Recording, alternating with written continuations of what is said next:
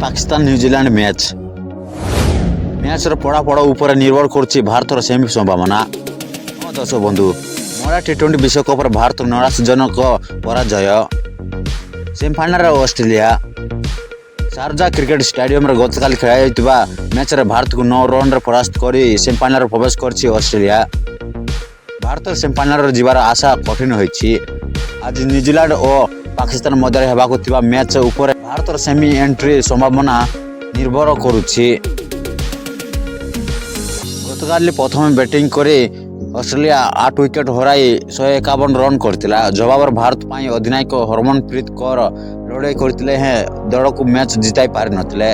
शेष जाए 47 बॉल रे 52 रन करते हैं भारत 9 रन रे मैच हारी जाइछि।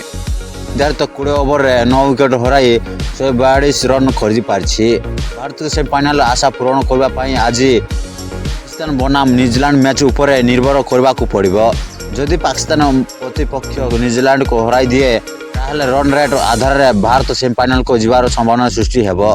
ऑस्ट्रेलिया ग्रुप पर्यायर पराजय रही सेमीफाइनल रे प्रवेश करछि। खबर जदि भल लगे लाइक करंतु एवं चैनल को जदि प्रथम थर आस्थिबे तो सब्सक्राइब करबा को जमा भूलंतु नाही। ब्यूरो रिपोर्ट एम कोर्सा टीवी।